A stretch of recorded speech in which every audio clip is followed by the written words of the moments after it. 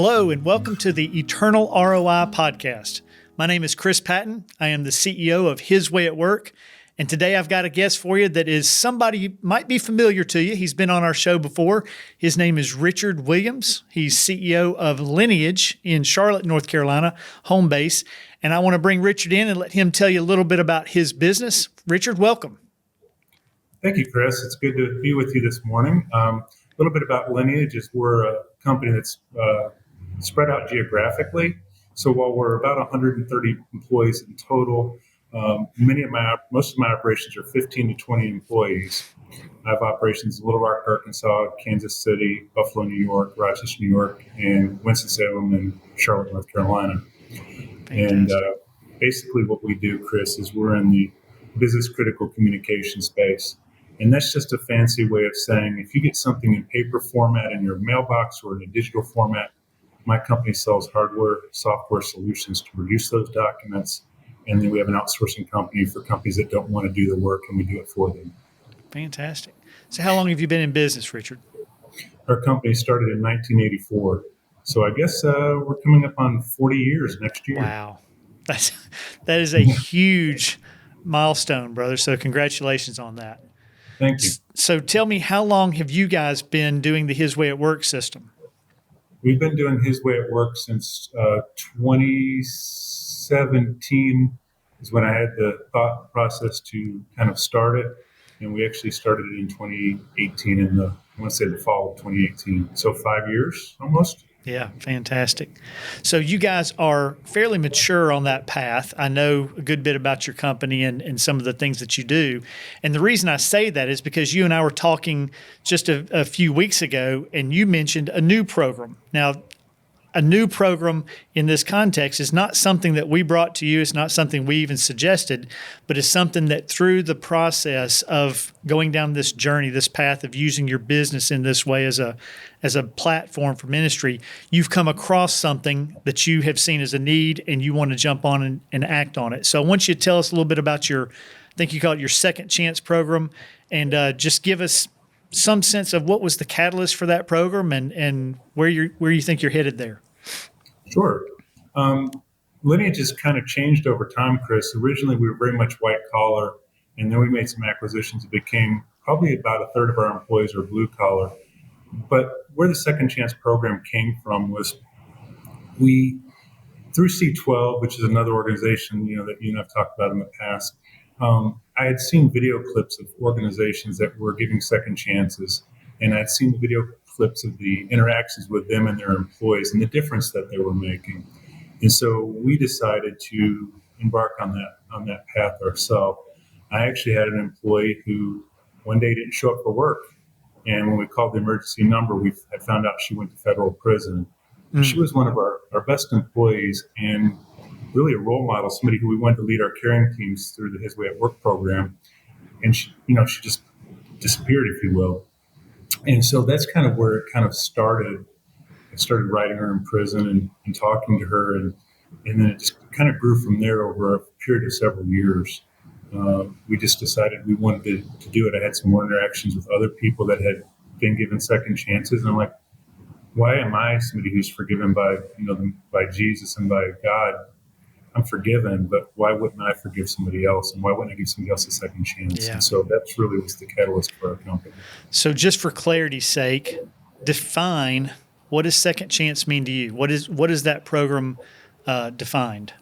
Sure.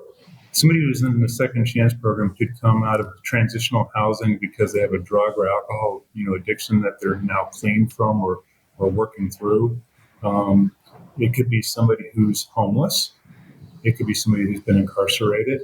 It kind of is a group of all of those, all the above. All those people, if you will. Sure, that makes sense. So, what is your vision for this effort? What do you see this program accomplishing?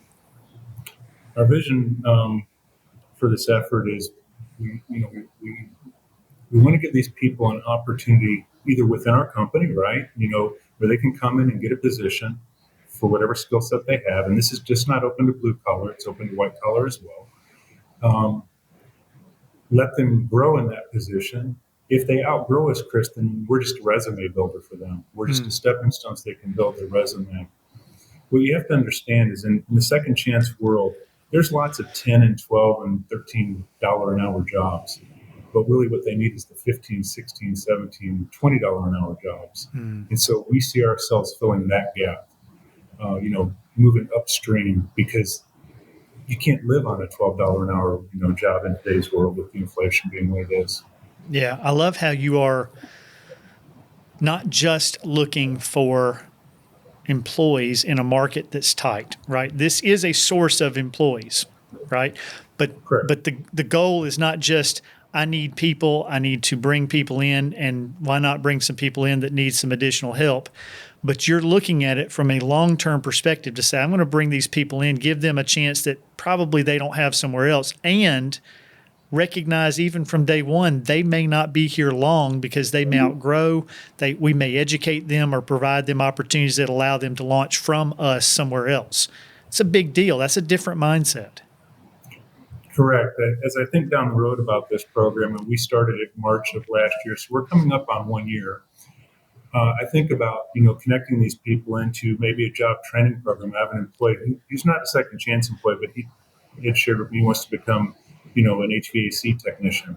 So I'm thinking as we move in this journey of connecting people to these programs. So maybe they're here a year, or maybe they're here 2 years, but then if they want to follow their passion in another area, we help connect them into that area. That's excellent. I look at us like a creek. We're a stepping stone to move somebody along, either upward within our organization, or if they just like the job they're doing and they do it well, or out of our organization, one of the two. Yeah, that makes sense. So give me a high-level view from A to Z of what this program does. What do how does somebody get into this, or how are you finding the people at the very beginning? What's the vetting process there? And then as they're employed, what are the different things that you're doing to monitor or check or track it? But just kind of an A to Z high-level view of what you're doing with these people. Sure. So first I would say if somebody wanted to get into this, talk to people who you can find that are doing it well and ask them questions. That's where we started. And then we came up with a single document, I think it was a page and a half, of kind of just some general guidelines. What is off limits? What would we never hire for? What's kind of in the gray area, and what's good to go.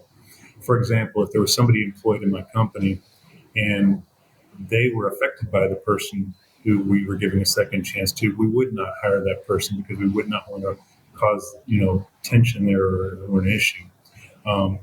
So you need to develop, kind of your mindset with your leadership team. So that's where we started.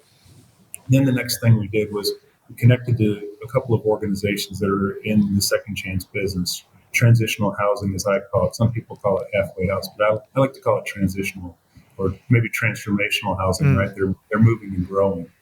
And connect with those people. And they kind of become your initial screeners, if you will. If they know what kind of jobs you have to fill, they'll make sure they try to give you good people to fill those jobs. Bring them on site for a tour of your facility. That's what we've done. Let them see what the kind of jobs you're looking to place. And then take them through the same vetting process that you would normally take them through. But you should have kind of, I learned from Coca-Cola Consolidated, who does this in Charlotte. I learned from one of their HR people how they do it. You kind of want somebody with the heart on your team who looks at the person from a heart perspective. Then you want somebody with kind of the legal side. Is there any risk to your company?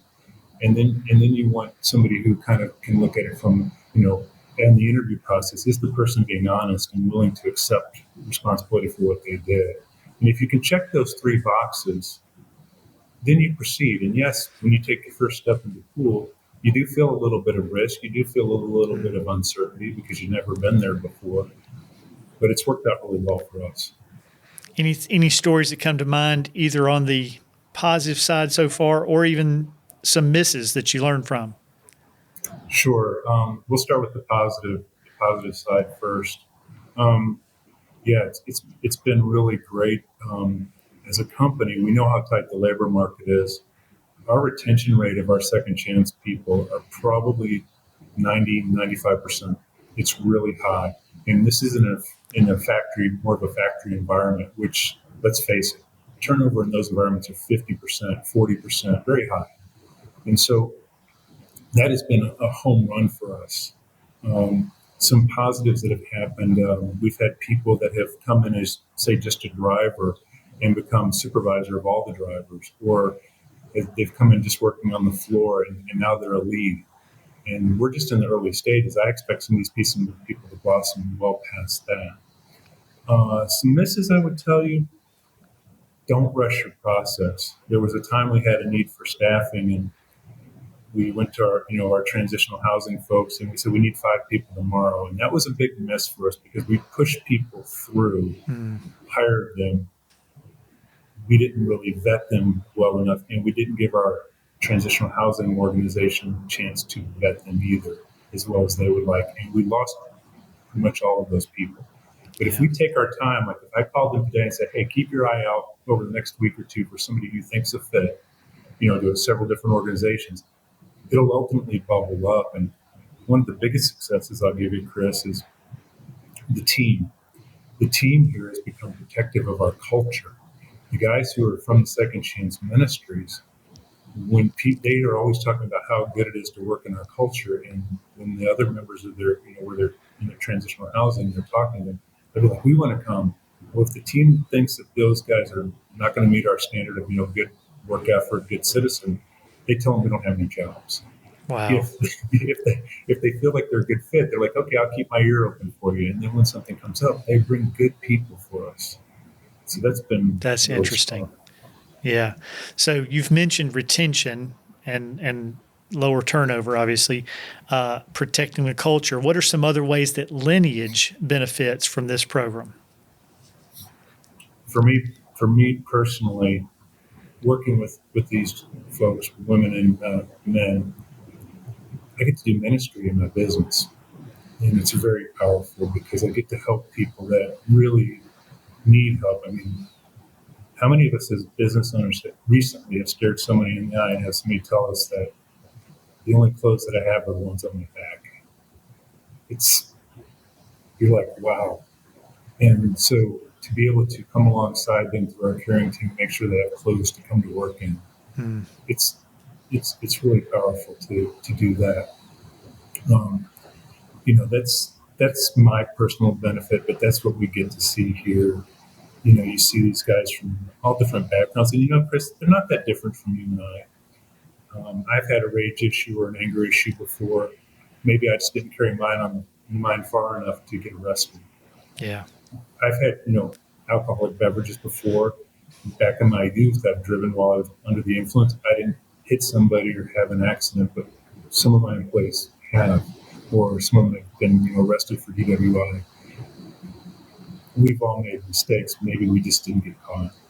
That's a good point, man. Very good point. So think about this same program 5 years from now. You and I are having a conversation. How would you look back at it and say, this is how I would measure the success of this program?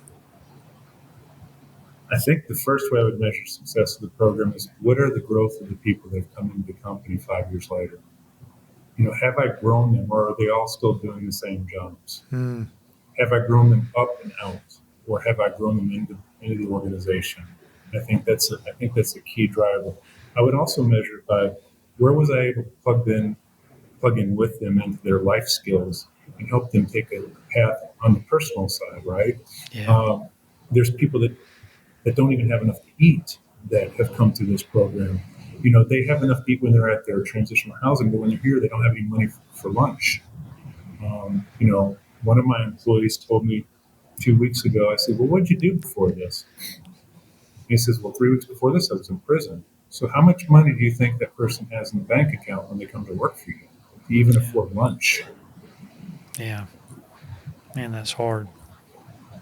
So you've been doing this almost a year. I'm sure there's probably been some surprises for you, some things. You mentioned the miss as far as rushing the process when you're in a desperate position, trying to push it through too fast. But what are some other surprises or things that you've learned along the way that you would love to share with others in case they're going through something similar, try something similar?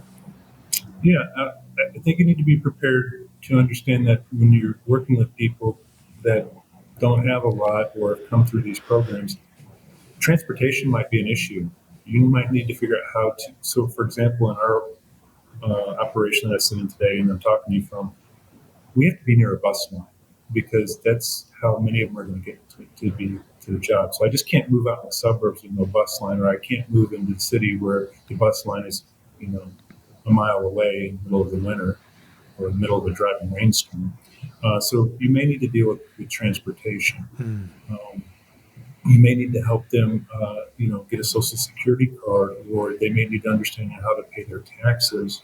We haven't got to that with people in this program, but I've experienced that in a past program in my life. They may need clothes or food.